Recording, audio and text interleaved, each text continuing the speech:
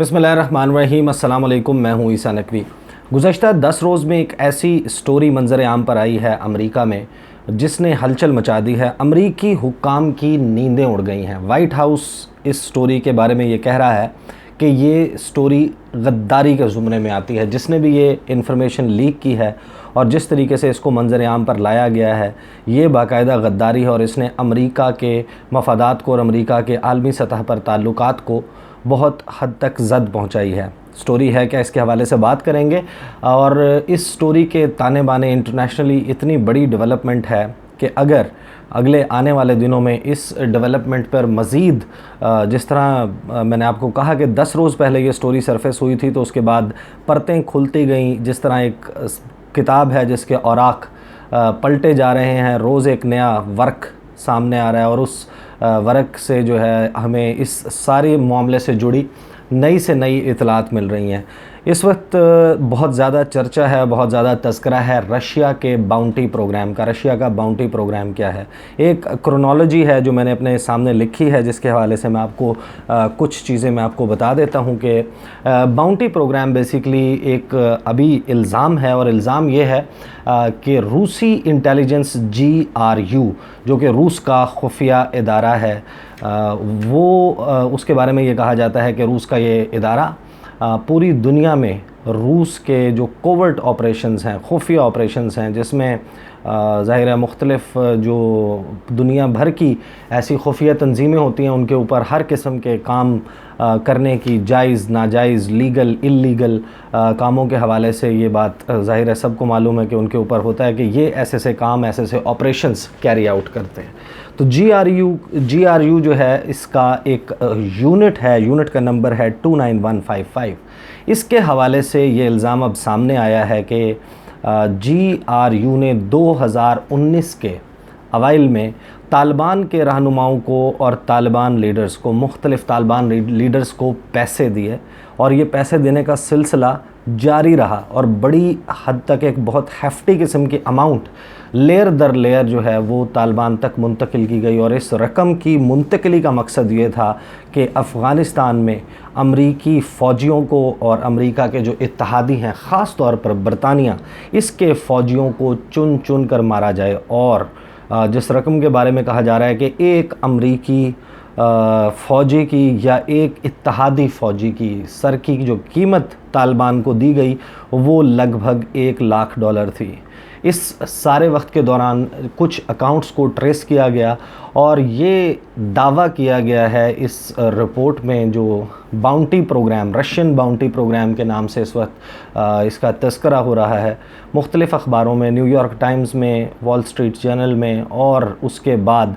Washington post समेत पूरी दुनिया के अखबारों में, मीडिया में ये ख़बरें अब लग रही हैं, तवातर के साथ लग रही हैं कि एक ऐसा अकाउंट जो एसोसिएटेड है, जिसके बारे में ये बिलीव किया जाता है कि वो GRU के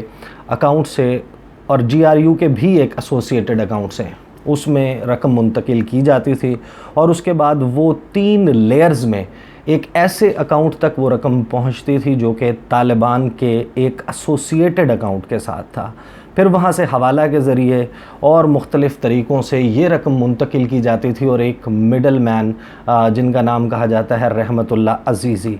रहमतुल्लाह अज़ीज़ी को भी एक ऑपरेशन हुआ जिसमें उनके बारे में ये कहा जाता है कि वो अब फ़रार होकर रूस में ही कहीं पर छुपे हुए हैं। जिस वक्त ये ऑपरेशन हुआ उनके घर से $5,00,000 की रकम मिली। तो कहानी ये है कि जिसका बेसिकली मैं आपको आउटसेट पे मैंने आपको बताया कि रशियन बाउंटी प्रोग्राम की जो क्लेम है वो क्या है। वो क्लेम यही है कि तकरीबन 23 सोल्जर्स उसके बाद 2018 और 18, 19 और फिर 2020 मुख्तलिफ़ औकात में जो अमरीकी फ़ौजी और इत्तहादी फ़ौजी 23 है, 19 का फ़िगर है और 10 का फ़िगर है। तो ये कुल मिलाकर आप देख लीजिए कि 23, 19 और 10 ये सोल्जर्स हैं जिनको मारा गया अफ़गानिस्तान में। और इसके बारे में ये कहा जा रहा है कि ये रूसी इंटेलिजेंस इदारे GRU की ईमा पर तालिबान ने मारे। अब ये स्टोरी इतनी सादा नहीं है। इसके हवाले से जो सबसे बड़ा सवाल नैन्सी पेलोसी समेत जो अमेरिका में लेजिस्लेटर्स हैं उन्होंने उठाया है कि डोनाल्ड ट्रंप जो एक तरफ ये कहते हैं कि मैंने पुल आउट करना है अफ़गानिस्तान से, और उसके लिए उन्होंने तालिबान के साथ एक डील की, दोहा डील, 29 फरवरी को वो डील साइन हुई। उसकी तफसीलात ज़ाहिर है सारे लोगों को मालूम है। उस डील जिस पार्टी के साथ डोनाल्ड ट्रंप डील कर रहे हैं वो पार्टी ले रही थी पैसे, और पैसे ले रही थी अमरीकी फ़ौजियों को मारने के। अब ये इल्ज़ाम है, और इस इल्ज़ाम के तहत अमरीकी सदर एक ऐसी पार्टी के साथ डील कर रहे थे जिसके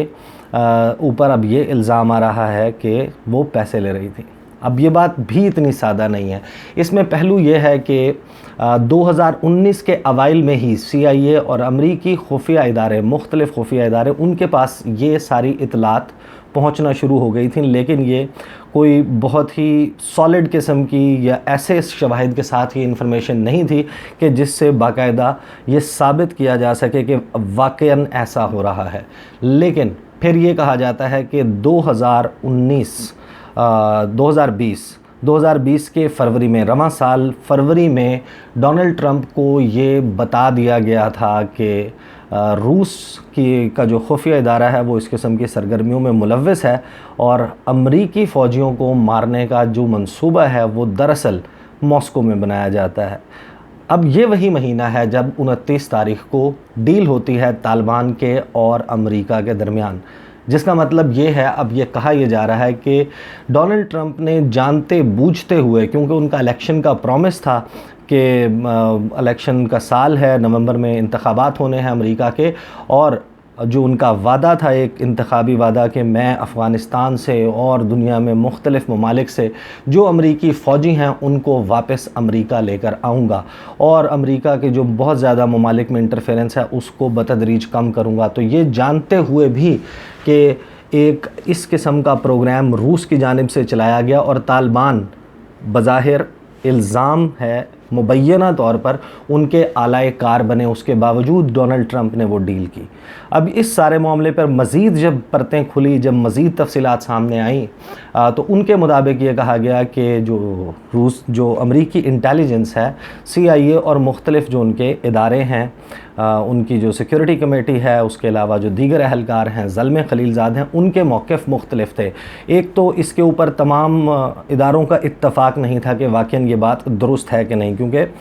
दो किस्म के इसमें नैरेटिव्स एग्जिस्ट कर रहे थे। एक का कहना यह था कि जो एविडेंस है उनके पास, जो शवाहिद हैं वो काफ़ी हैं ये सब कुछ साबित करने के लिए, जबकि दूसरी जानिब से ये कहा जा रहा था कि अभी ये शवाहिद इतने मज़बूत नहीं हैं कि उसके बारे में कोई सख्त एक्शन लिया जा सके। अब जो अफ़गानिस्तान के लिए नुमाइंदे ख़ुसूसी हैं, स्पेशल रिप्रेजेंटेटिव हैं अमेरिका के, ज़ल्मे खलीलज़ाद का इसके ऊपर मौक़िफ़ ये था कि डायरेक्ट कन्फ्रंट किया जाए रूस को इस मामले पर, रूस के सफ़ीर को तलब करके एहतजाज रिकॉर्ड करवाया जाए, उनके साथ ये मामला डिप्लोमेटिकली टेकअप किया जाए, और मामला अगर सुलझता नहीं तो दो ऑप्शंस, एक ये कि रूस के ऊपर पाबंदियाँ मज़ीद लगाई जाएँ, मज़ीद सख्ती से निपटा जाए, और साथ ही ये भी कि रूस के हवाले से ये मामला पब्लिक भी कर दिया जाए। ये मौक़िफ़ था ज़ल्मे खलीलज़ाद का, जबकि जो CIA समेत जो दीगर खुफिया इदारे हैं जो अमेरिका की कौमी सलामती के हवाले से काम करते हैं, उनका ये कहना था कि इसको थोड़ा सा क्वाइटली किया जाए, इतना ओपन पब्लिक डोमेन में ना लाया जाए। अब ये सारा मामला ओवर हो जाता है, वक्त गुज़रता रहता है, जून के आखिर में ये रिपोर्ट्स सामने आते हैं। जब ये रिपोर्ट्स सामने आते हैं तो डोनाल्ड ट्रंप बाकायदा इनकार कर देते हैं। वो कहते हैं ऐसा तो कोई मामला है नहीं, ना मेरे इल्म में है, ये एक फ़ेक न्यूज़ है। ये पहला मौक़िफ़ डोनाल्ड ट्रंप की तरफ से सामने आता है। उसके बाद इसकी जो है हल्की फुल्की तस्दीक इस तरीके से होती है कि वाइट हाउस ये कहता है कि डोनाल्ड ट्रंप को इस बारे में ब्रीफिंग ही नहीं दी गई, जबकि ये बात बाकायदा तौर पर साबित शुदा है कि फरवरी के मिड के बाद, आखिर से पहले उनके डेली ब्रीफ में ये मामला शामिल किया गया था। उसके बाद कुछ लोग ये बात फैलाते हैं कि डोनाल्ड ट्रंप तो दरअसल अपना डेली ब्रीफ पढ़ते ही नहीं, वो अपनी इन्फॉर्मेशन के लिए इक्तफ़ा करते हैं अपने दोस्तों पर और ऐसे मीडिया पर जो कि उनका हामी मीडिया है, जो उनके हक़ में लिखता है। और अगर कोई ख़ास मामला हो जिसमें जो डेली ब्रीफ किसी भी अमरीकी सदर को दिया जाता है, उसको वो पढ़ने की बजाय वो कोशिश ये करते हैं कि अपने किसी स्टाफ मेंबर को कहें कि वो इसको पढ़कर सुनाए। और जब वो पढ़कर सुना रहा होता है तो अमरीकी सदर डोनाल्ड ट्रंप उसके ऊपर कोई ख़ास तवज्जो नहीं देते। ख़ास तौर पर अगर मामला कौमी सलामती का हो, सिक्योरिटी का हो, या जिसमें कोई पेचीदा किस्म के फिगर्स, कुछ ऐसी बात की जा रही हो कि जिसको समझने के लिए बंदे को दिमाग सर्फ करना पड़े। अब ये इस किस्म की बात जो है वो फिर सामने आई। फिर डोनाल्ड ट्रंप ने ट्विटर पे जाकर उसी बात को अपनी क्लैरिफाई किया। वो क्लैरिफाई किस तरीके से करते हैं, वो कहते हैं कि अमरीकी खुफिया इदारों से जो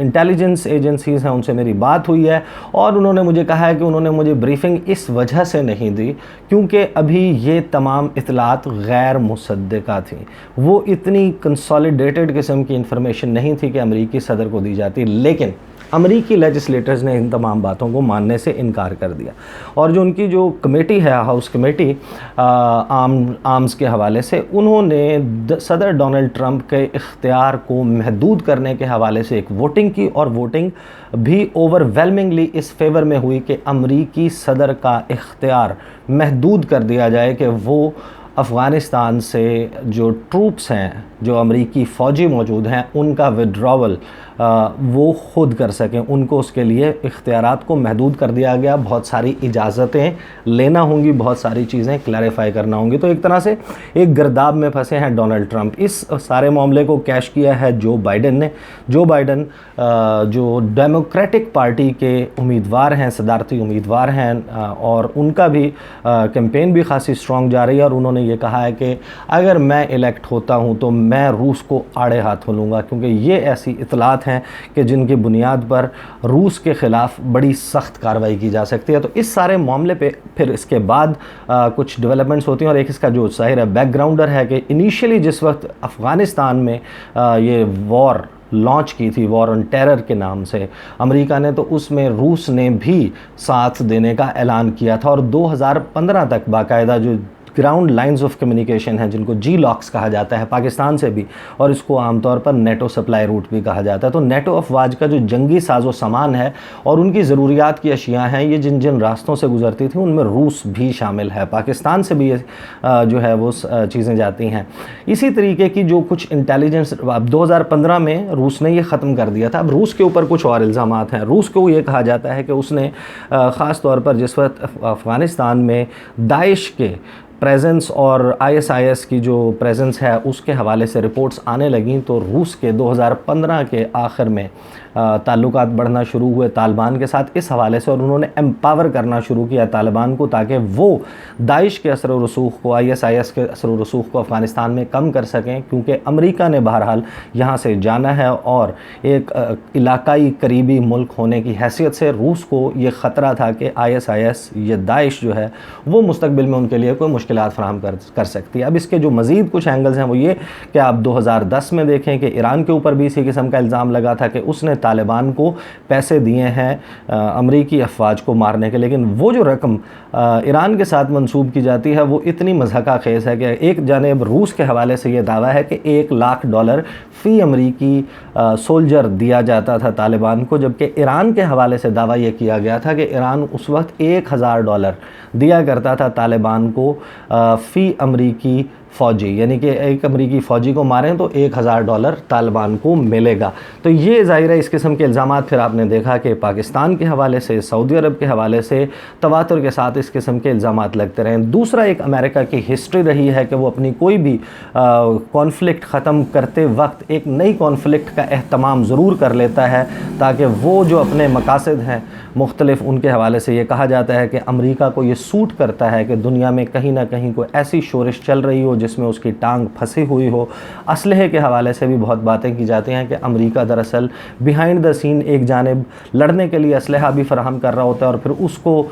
उन जो लड़ाई करने वाले होते हैं उनसे लड़ाई करने के लिए अपने फ़ौजी भी मैदान में उतारता है, दोनों जानिब से फ़ायदा उठाता है, मुख्तलिफ अलाइंसेस बनाता है, और उन ममालिक की लड़ाई से बेसिकली जो बेनिफिट है वो अल्टीमेट अल्टीमेटली अमेरिका को मिलता है। इस सारी स्टोरीज़ ने ऑब्वियसली एक नई सारी सूरत हाल है उसको जन्म दिया है, एक नई सूरत हाल पैदा हुई है। और ये भी कहा जा रहा है कि अगर ये साबित हो जाता है कि रूस ने ये वाक़ई ऐसा किया है, तो ये जो दूसरी सर्द जंग है इस वक्त जो जारी है अमेरिका और रूस के दरमियान, ये इसमें पहला नोन हमला होगा रूस की जानिब से जो कि अमेरिका पर किया गया, जिसकी तफसीलात सामने आई हैं। डेवलपिंग स्टोरी है, इसके ऊपर नज़र रखेंगे और इस सारे मामले से जुड़ी अगर मज़ीद कोई डेवलपमेंट होती है उससे मैं आपको ज़रूर आगाह करूँगा। अगली वीडियो में आपके साथ मुलाकात होगी। मुझे इजाज़त दीजिए। अल्लाह हाफ़िज़।